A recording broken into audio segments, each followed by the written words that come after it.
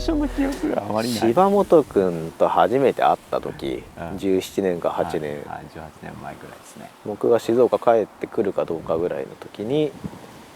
当時柴本君が仕事をしていた、今もいるのか、まあ、ムカサ園さんのイベントで多分会っている。はあ、合ってるかもしれない。17、8年前だから、合ってる記憶がちょっとある。最初の印象、同じような年齢の人だなっていうのは記憶にあります。同年代がそもそもそんなに当時からいなくて、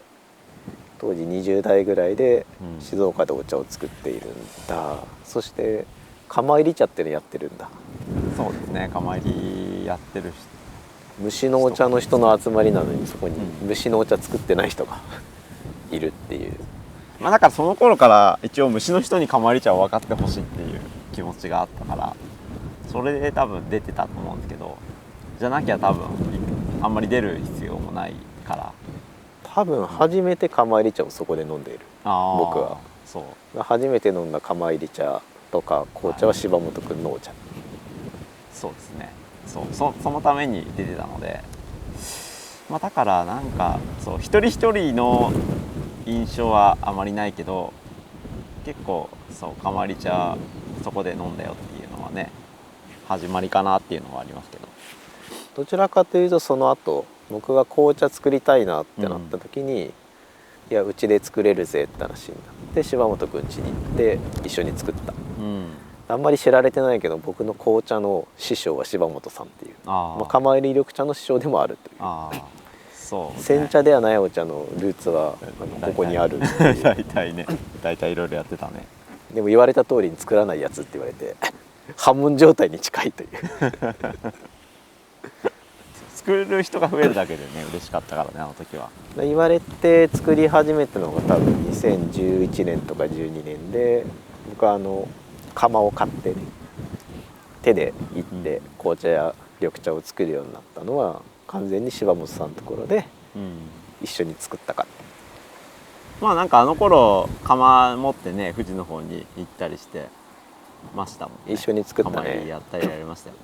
そっちのイベントに来て一緒に行ったり、うちのイベントに来てもらって入りをやったり、手入り体験会を毎年春にやってたから、やってた。多分それに来てくれたり来てもらったり手伝ってもらったりした時もあったと思うんだけど、まあ、それぐらいの記憶の方がなんか大きいかな。そこからの方が記憶が強いというかね、なんか釜入り茶好きな人できたわみたいな感じだったね。そう釜を当時2万4000円ぐらいで売ってて、買ったら「本当に買ったんですか?」って言われて「九州じゃみんな持ってる」って言われたのに嘘だったっていう。そうでもあれは本当に買ってよかったっていう。それからね手作りできるから、世界中のハンドメイドでお茶作ってる人と同じ目線でものが語れるようになれたよなっていうきっかけをくれた恩人ですね。まあ、今回僕のモヘイティというところで、島本君やみんなのお茶を扱わせてもらうんですけれど、もともとドキュメンタリー撮ってる時からそういうことをやりたいねなったでしょ。ここでねして何年だ4年とか、なんか長らくお待たせしてしまってやるんですが、なんで島本さんのお茶を扱いたいのかっていうと、僕の作れない味香りのものを作っていて、うちのよりうまいからっていう、本当に他の人たちもみんなそうで、自分のできない味香り色、世界観を表現できてる、そういう人たちのものがもっともっと知ってもらえたらいいなっていう気持ちで扱うんですよ。もともとその前から島本さん海外にも行ってるし、海外にお茶販売してるんですけど、実際海外の人釜入り茶紅茶ってどういう印象で手にして飲むんです？ヨーロッパの人たちはやっぱ日本茶って無視性の煎茶っていうのが日本茶だよねみたいなイメージがあるらしくて、釜入りとか出してもなんかそれは柴本が作るお茶みたいな感じになってて、日本茶は蒸したお茶、日本茶蒸したお茶だけど柴本は日本から来たけど日本茶は作ってないんだねみたいな感じのところで見られてる。逆にもう最初から独立したものとして見てもらえてるかなっていうのがはい、印象ですね。ただ味覚はやっぱね皆それぞれ違うんで、まあ美味しいものを出せばそれは美味しいって言ってくれる人いるんでね。何が好き？釜入りの緑茶。そうですね、向こうでいろいろね最初行った時は深蒸し茶とかいろいろ持ってって試したんですけど、うちのも持ってってもらったことやっあるね。ぱ深蒸しはどこの水でも入れれるんで、うん、まあ世界通用する商品だなっていうのはあって、でまあ釜入り茶もね香りがあったりちょっと香ばしいところとかが独特な香りなんで、そういうところもまあ、受ける人には受けるって感じで、やっぱり生っぽいこう香りっていうのが好きな人とあまり得意じゃない人がいるので、まあ、その辺で釜入り茶好きな人もいるかなっていうところで、はい、受けてはいますね。もうだからポーランドではもう毎年私の、まあ、昔はこってり味っていうこう香ばしい感じのお茶があったんですけど、今は名前変わって釜入り茶スイートっていう名前に変わったんですけど、まあ、それ毎年固定で買ってくれてる人がいますね。あれは美味しいからな。なんかもうキロ単位でうん、毎年それを買うのも兼ねて日本に来てる人もいます。はい、じゃあちょっとお茶を入れていただけると、はい、今日は緑茶今年出来たてのやぶきたの緑茶と、はい、あと紅茶はコンテストに出品した紅茶日本一になったやつ、はい、金賞になったやつね。はい、緑茶をじゃあ緑茶はね今年もベトナムに行ってお茶を作ってきたんですけど、はい、それでなんか向こうの作り方で結構美味しく入るやり方があったんで、その作り方で今年は作ったんですよね。どんどん技術がアップデートしてるんだね。うん、まあアップデート、そうですね、新しい技が知識が、はい、入るってそれで変えてます、はい、こういうお茶を海外の人が飲んだり知ったりして、で多分自分たちでも入れていくと思うんですけど、入れる人が増えるっていうのは喜ばしいこと。そうね、だってお茶は入れるものだから別に展示するものじゃないじゃんね、うん、だからそれはいいよね、その方が。煎茶道とか抹茶みたいなこの入れ方ルール、はいはい、それはもうきっちりやってほしい。きっちり、うん、だからそれは基本的にはあれはなんていうかお家制度で、その家のなんか威厳を保つためにやってるものなので、それは時代時代その国ごとで多分そういうのをやりたい人たちが出てきちゃうっていうのはまあしょうがないって言ったらしょうがないんで、日本のパワーがあれば、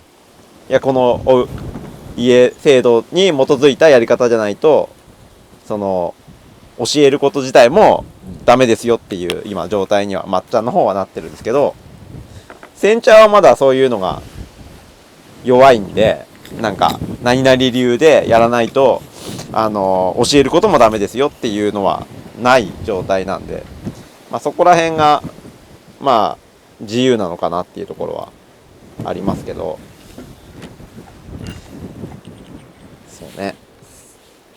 まあ、どうなっていくか。僕の知り合いが、は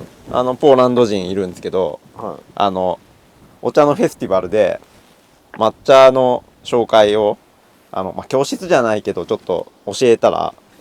なんか外野の人から「あなたはちゃんと免許改伝してるんですか?」みたいな話をめっちゃ主催者にイチャモンつけられて、でも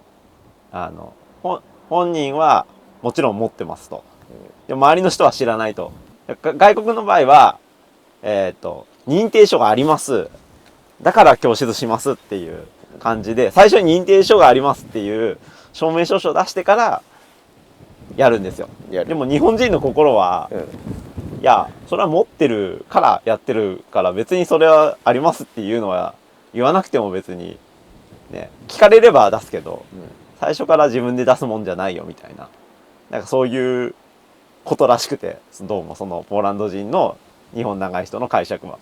だから僕は後からねちゃんと出してあげたんだみたいなこと言ってて笑えたんですけど日本人より日本人になってんじゃんっつってそういうものですよね。だから、そうなくても別にできるけどあった方がよりいいかなっていうぐらいの保証書的な感じですね。このお茶をこう飲んでほしいとかあるの？海外の人とかに。このお茶自由に飲んでおれればいいんですけど、やっぱその本場の味を知りたかったらうちに飲みに来てねっていうのがいいかなと。ここに来て飲んでそう一度その味香りを知ったそう上で一回知った上で自分でアレンジしてもらった方が、こうよりなんていうかな、その国にあったその人の生活に合った入れ方っていうのがやっぱあるので、それを変えてってもらうのが正しいし、水とかね状況も違うから、それについてうちがなんか入れ方がこうじゃないからそれは本来じゃないとか、この急須で入れなきゃ本来じゃないとか、本来じゃないかどうかは別にその人にとっては関係ないから、それ本来を提供するのはここの場所で、本来はこうやってやってこういう思いでやってますっていうのを伝えて、それを真似してくれたら別にそれは真似してくれていいし、真似できなかったら別にそれを真似できないのもまたお茶だし、そう別にそんなにそれぞれの楽しみ方でいいのかなっていうのは僕は思ってますけどね。僕はこの作り手同士の時にはやっぱこう作ったよとか、こういう品種が土がとかっていうのはすごい大切だと思っていて、それがどうなのかの壁打ちはすごいしたいんですけど、お客さんのこの幕の外にいる人たちは本当にもう好きにやっていただければいいなと、そこはすごい一緒、ただやっぱりこのセオリーみたいなものはあって、それをこの場所でこの道具でこの水でこうするとこうなりますよっていうものを一回知ってもらった上で自分なりのその国の人や水や風土に合わせた楽しみ方してもらうっていうのはすごいいいなと思って。あれだよね、どうすればどうなるっていうのは体験してほしいよね。一回何も知らない人は。やっぱあるものね。ある。だからこうするとこうなるよっていうのが分かれば、あ、そうなんだっていうのがやり方が分かれば、原理はね、そう自分のアレンジがね効くようになるから。原理を知らないでやるとやっぱり遠回りだったりもったいなくなっちゃうんで、ね、本質や伝えたいもの、いわゆる本来さっきで言うがちょっと遠くなっちゃうのは、それはもったいないね。もったいないですよね。逆になんかそれを体感しに来る場所が日本だよってなれば、より外国の人もなんか日本といえばなんかお茶の入れ方とかそういうのも楽しみ方みたいなのも教えられていいよねみたいな。それが免状が必要だって言うんだったら発行しますか。こちらで免状がね、なんかいや外国の人がそういうなんとか認定みたいなのが好きだったら、それはモヘイティでもなんか作ってあげたらいいんじゃないの。モヘイティティスクールみたいなので、初期中級上級マスタークラスみたいな、3回日本に来ないとマスタークラスにはなれませんみたいな。そしたら日本に来る理由がさ、なんか周りにも向こうの人も説明しやすくなるんじゃないかな。また行かなきゃだからみたいな。うちでモヘイティのスクールじゃ始めたら講師で来てくれる？講師はもう全然生徒はいらないの、俺の先生だから講師は全然行きますよ。はい、僕もう今僕半分活動は作る人じゃなくて作ったものを伝える人の方になろうとしてて、ここでの研修も必須にするよ。なんかそう感じたい人は教えてあげるよみたいな感じになってるですね。ちょっとお茶をもう一杯。はい、もらいます。いや美味しいね。これ飲む人も作る人もやっぱり新陳代謝していくと未来につながると思うんだけど、消費者増えていくのかとか、茶師増えていくのか、そういう未来に対しては結構明るく見ている。いや未来は僕は常に明るいんで。常に明るい。はい。今日地震が起きても未来は明るいんで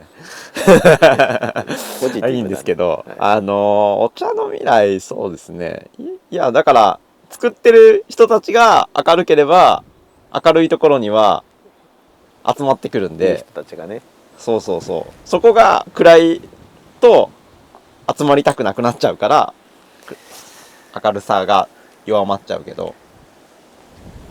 楽しそうに飲んでたり楽しそうに作ってない人のそうそうそうそうところに来たいかっていう話だね。楽しそうに見せれば、やってる人も楽しければ多分広がっていくと思いますけどね。めっちゃ楽しいけどね、お茶作り。まあ僕は楽しい。俺も楽しい、はい、楽しいです。このお茶、うん、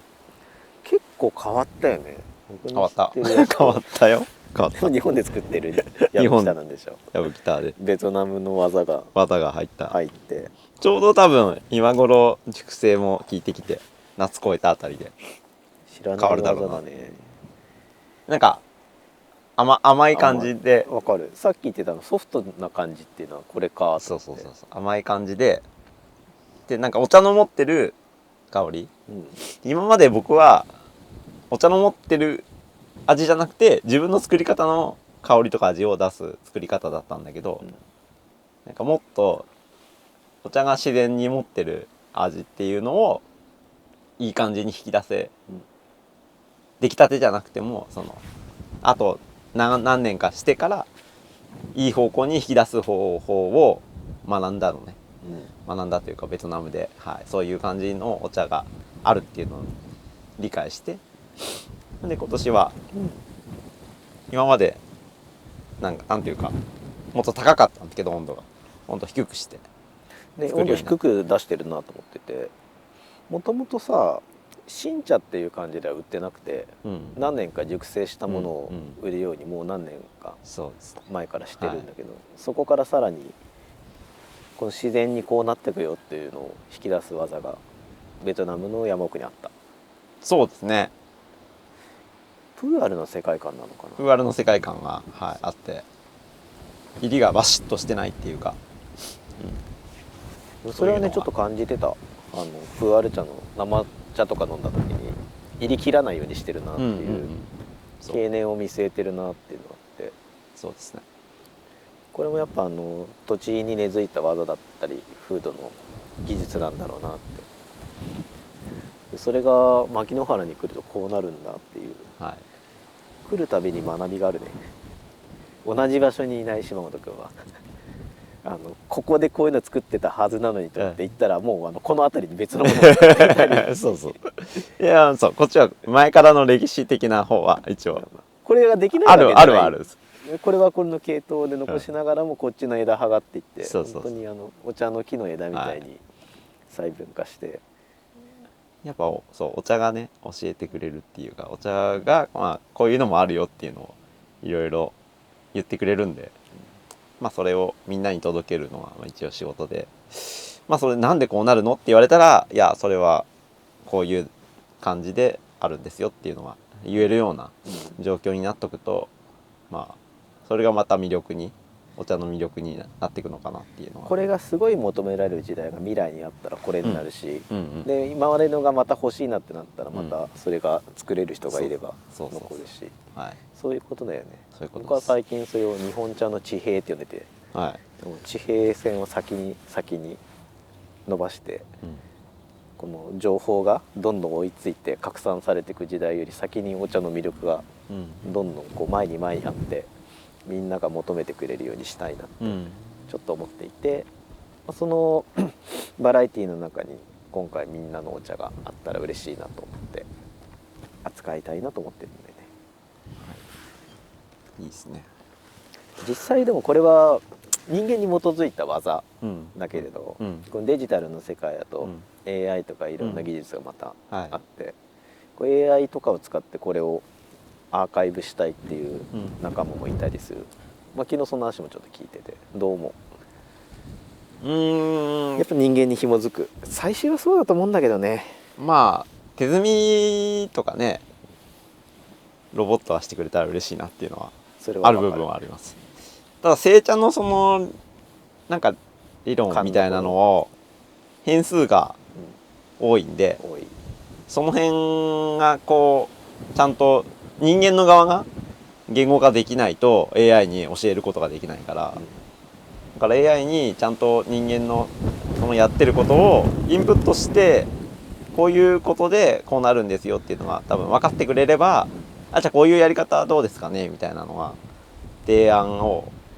人間が気づくスピードより速く提案してくれる可能性はあるんで、そういうのには使えるし、トレーニングにはなるかなとは思いますね。だから将棋のね人がAI で将棋の練習してるのと同じで、もう完全に人間の何十倍も早く、壁打ち相手にいける技術ではあるので、人間のサイヤ人になりたければそういう選択肢もあるのかなとは思いますね。ただ最初になんか見つけていくのはやっぱりこっち新しいことを見つけていくのは人間なのかなと思って、こっちが見つけて AI に提案して向こうが練って後から後追いで僕のやってるお茶を作りたいよって言った人に、いやそうするためにはこれとこれをこういう手順で勉強っていうかやって実践してくださいっていうのを提案してくれるのは僕からじゃなくて AI からしてもらうってなれば、スクールとしてはすごい楽な感じにはなるのかなと思いますけど。時空を超えれるかな。時空50年後にああそうね、こういうお茶がそうだから僕が死んでも僕が残るみたいな、やってきたことはね、新しいのは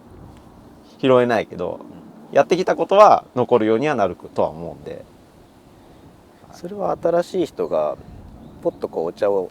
飲んで作りたいよってなった時の学習にはすごいいいそうのかもしれない。そう人生の密度が濃くなるよね。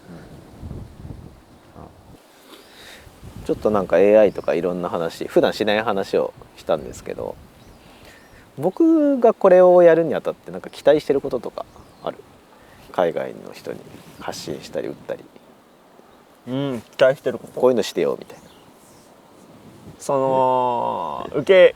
来た人は受け入れるし、その広がりが広がって世界中の人に新しくこういうお茶の世界を感じ取れる人が増えればすごいいいことだし、はい、そうなってくれるのに力を割いてるんですごいなとは思うんで、はい、だそれが成功しても、成功しなくても全然 OK です。重要でぶれないでできる限りは頑張って、はい、またいろんな話をしたりお茶を飲んだりできるようにしますんで、これからも引き続きよろしくお願いします。